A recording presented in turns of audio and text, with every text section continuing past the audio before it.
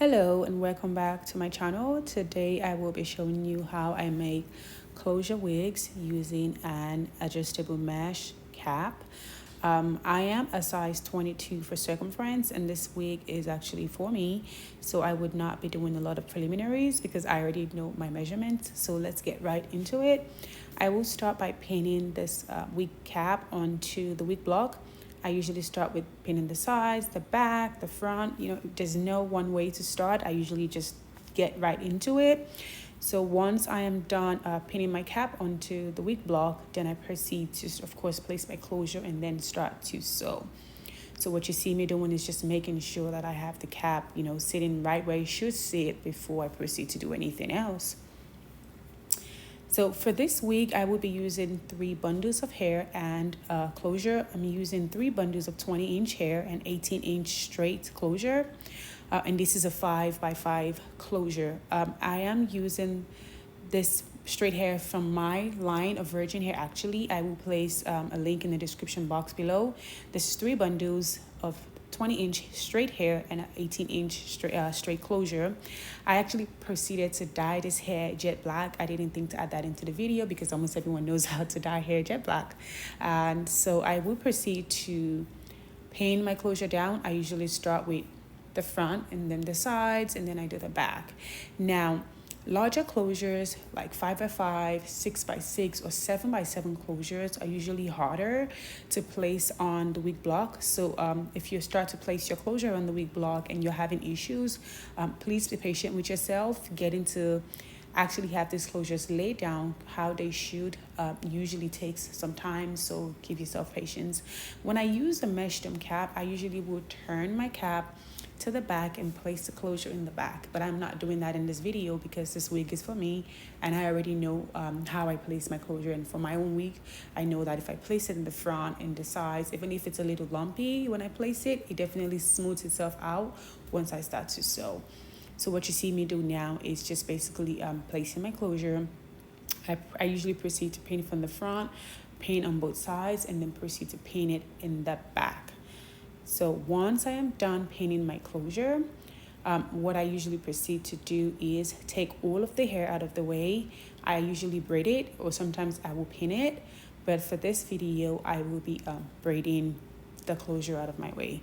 So I usually just put it in regular braids and then I proceed to sew the closure down. So what you see me now is just basically braiding the closure out of the way so that when I'm sewing, the hair is not all over the place.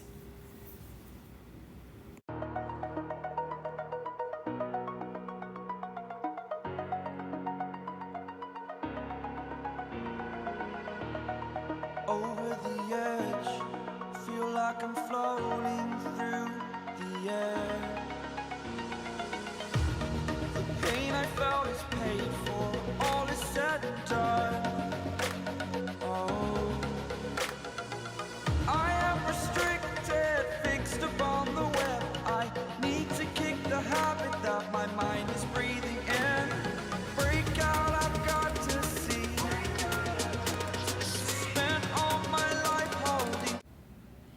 Now I will start sewing from one end and then I will sew all the way to the other end.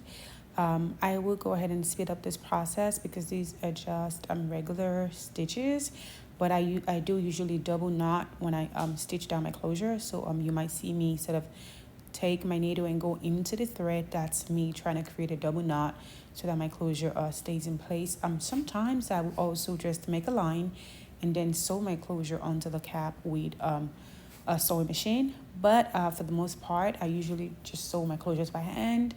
When I sew, I use the sewing machine, but not all the time. For some reason, my go-to is always just to sew down my closure with a needle and thread. So do what works for you. Definitely play around and see what method you prefer most. Some people prefer to sew it down by hand and some people prefer to sew it with a sewing machine. So just play around and see what works for you.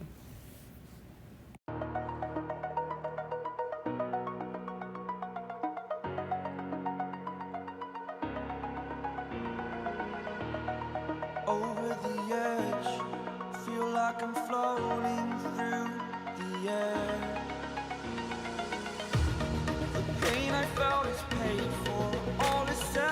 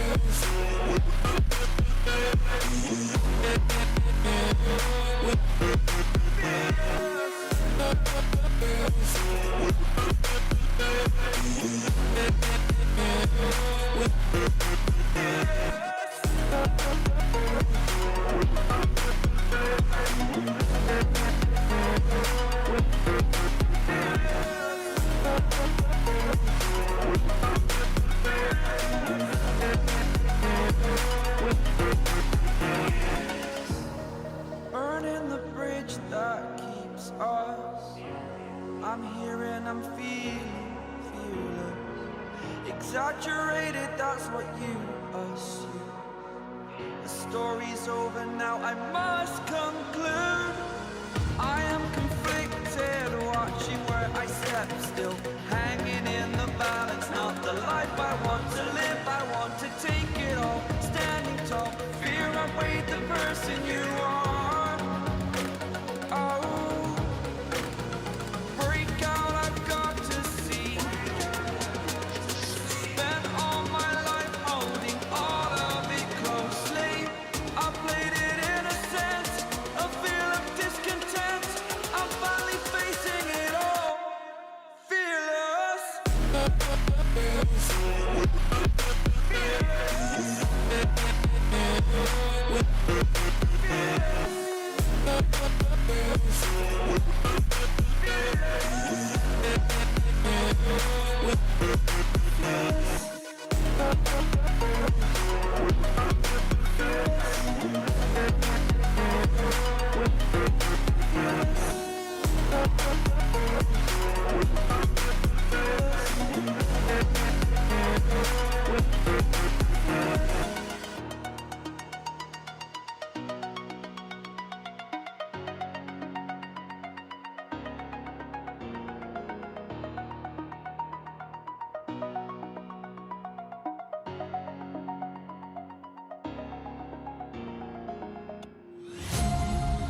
Darling, I've been tempted by the darkness, telling me that I should throw it all away.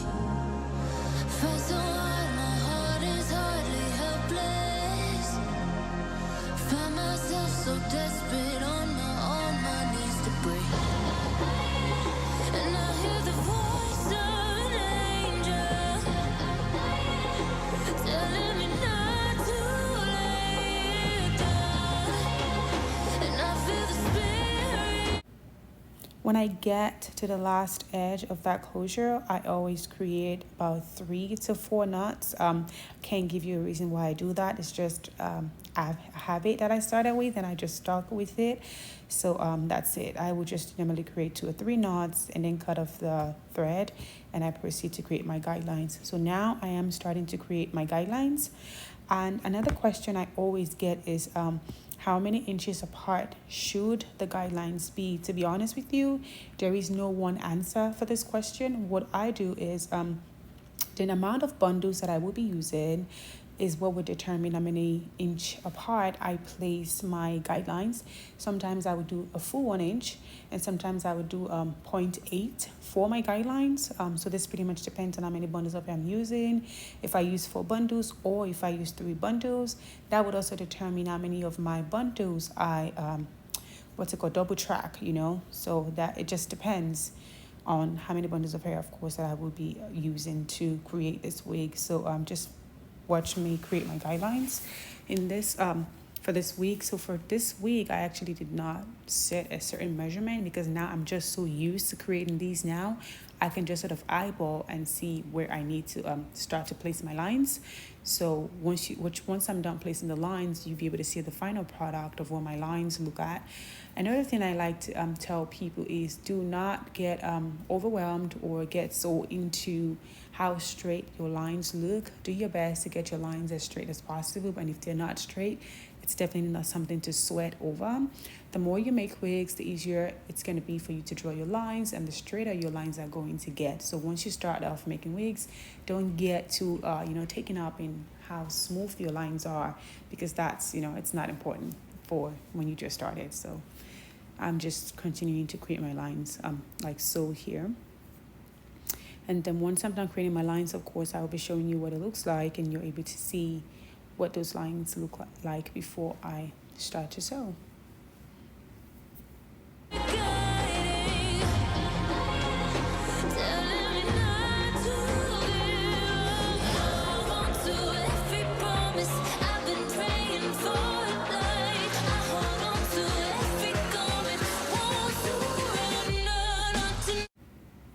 Now I am done placing my guidelines, and as you can see, I'm pretty much ready to start to sew. My lines are exactly where they need to be. Now it's time for us to start sewing and making this wig. I usually start by placing my wig tag inside of the wig. I usually place it at the base, at the nape of the cap. Now remember, we are using an adjustable mesh cap, which means if you look at this cap, there's usually tiny holes in the at the base of the cap where you can put the adjustable hooks. So you want to be careful and mindful of that. You don't want to sew over that, because if you do sew over that portion, you will not be able to place your hooks in there to keep the wig in place.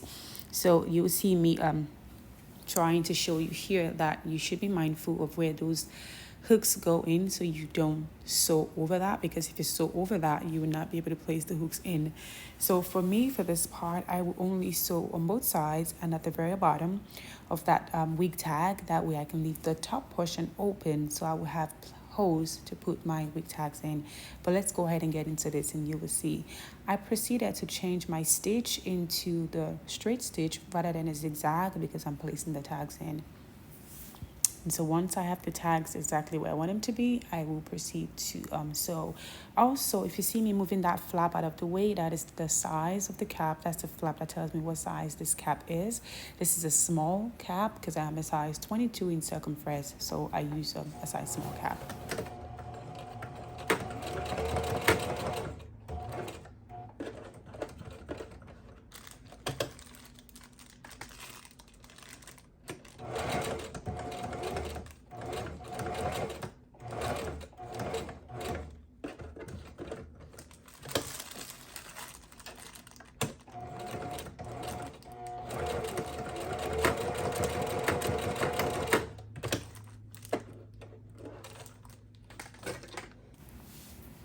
Once I am done sewing the tag in, I proceed to cut off the extra strings out of my wig cap. And then once I'm done, I'll be able to show you what that tag looks like.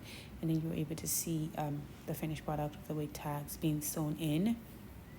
So here is me showing you what it looks like after it's been sewn in. Of course, I still was able to see the size of my cap. So in case this was for a client, your client is able to see the size of the cap, and your wig tags are not blocking anything off. So once all of this is done and I'm ready, it's time for us to start sewing. So as previously stated, I am using 3 bundles of 20 inches to create this wig. So this is one bundle of 20 inch, and what I usually start off by doing is double tracking this one bundle. So you will see me just unravel this bundle and then double track it. So let's do that. So it's just me placing this together in preparation for me to double track it. So yeah, this is pretty much a long bundle of 20 inch. The width is pretty long, so once I double track it, you'll be able to see it.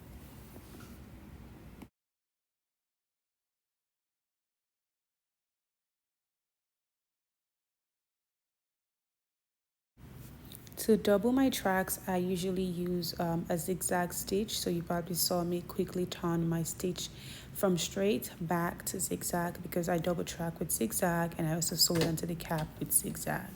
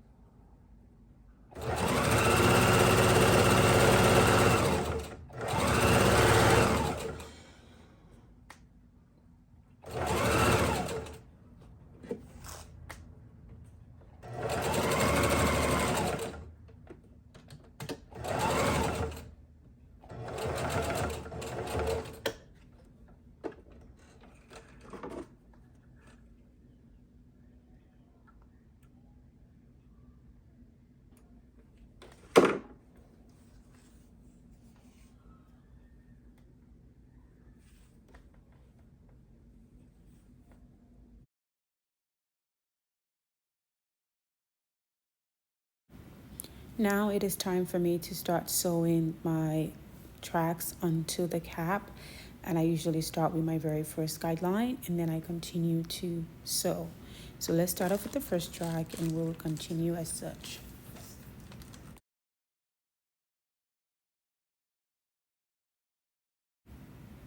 When I begin sewing, I usually backstitch the very edge of my tracks on both sides. That's what you see me doing right now, is trying to backstitch before I continue to sew.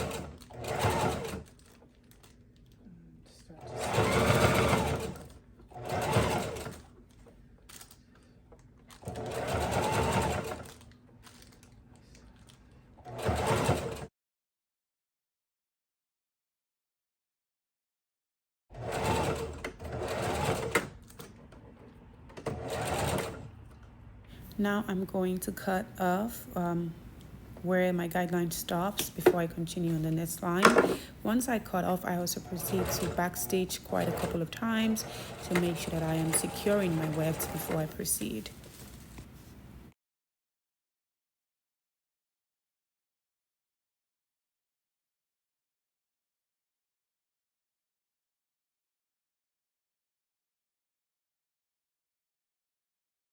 See, to cut off all the extra strings attached to that wig cap from the sewing machine, and this is me showing you where my guidelines were and where I placed the first track and where the second one will be going. So I will proceed to continue sewing until I am done sewing this first bundle, and then I'll come back and show you all what it looks like.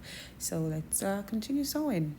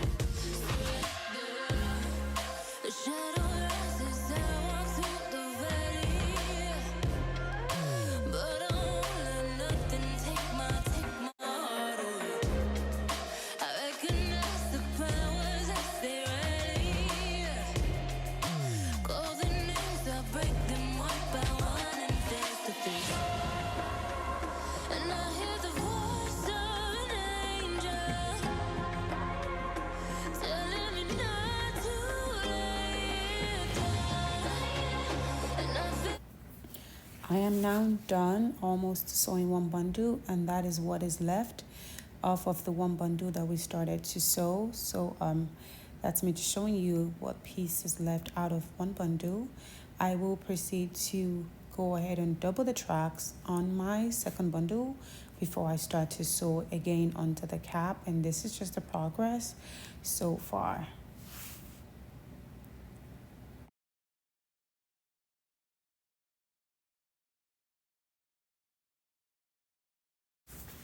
Now, once I am done doubling the tracks on that second bundle, I will proceed to place the last piece left from that first bundle before I start placing on the second bundle. So once I sew that last piece on, I will join the second bundle right at the tip of where the first one ends.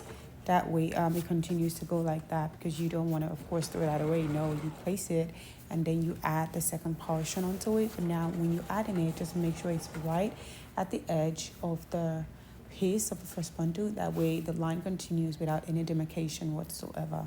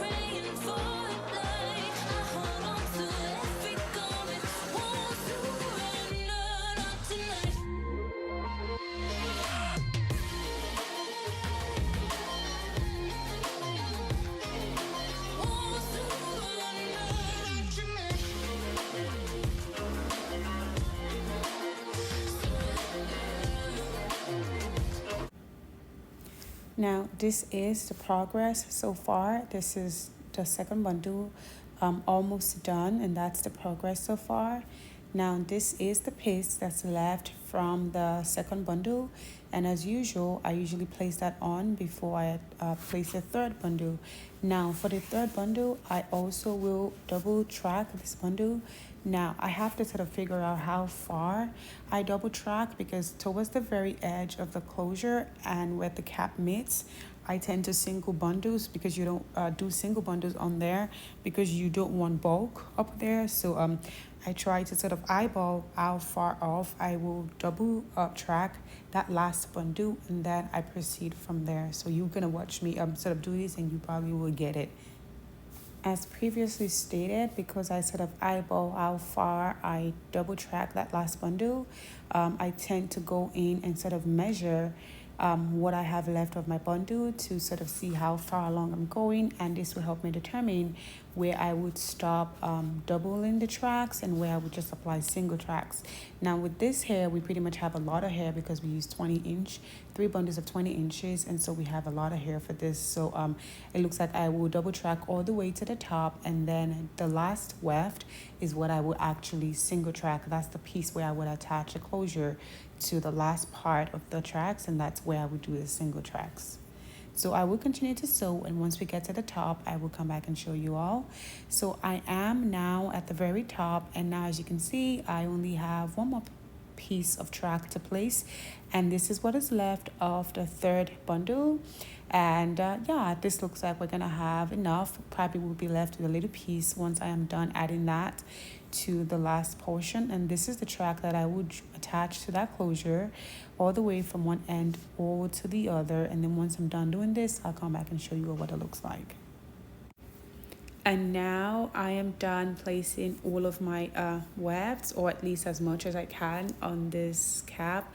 And this is where you would turn it inside out and cut off any extra strings that you probably didn't catch while you were making the wig. And you can check for, you know, any imperfections that you might see. And once this is done, I will proceed to cut off that extra lace underneath that closure.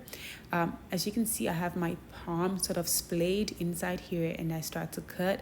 Now, please be very careful when you're cutting this, because you don't want to cut your fingers, and 2, you also don't want to cut the lace. It will be a disaster to spend all that time making a whole wig, and then you end up cutting the lace closure while you're trying to cut this extra piece. So yeah, be very mindful when you're doing this, and you should be fine.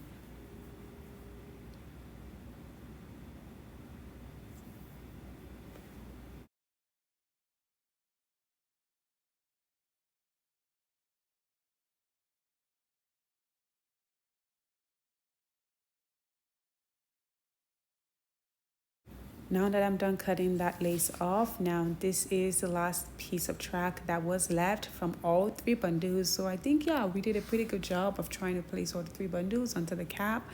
And now don't worry about this extra plastic pieces showing that. I will proceed to take that off.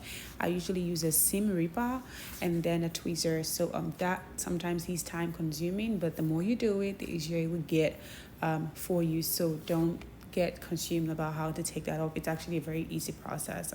I will make a video on how I take that off if you guys want me to make one, but it's a pretty easy process.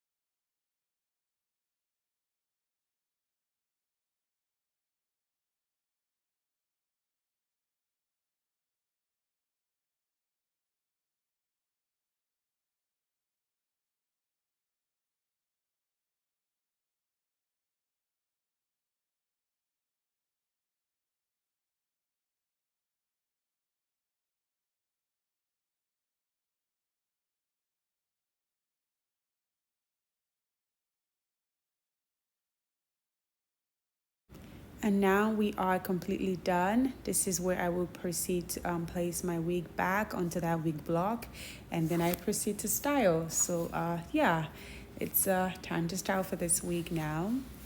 And here is the final product. I went ahead to put some curls into this wig and then took the pin curl the wig and then took the pins out and just placed it on my mannequin. And so thank you guys for watching. I hope you sort of enjoyed this video. If you have any questions, you're very much welcome to ask and I will answer them. Thank you.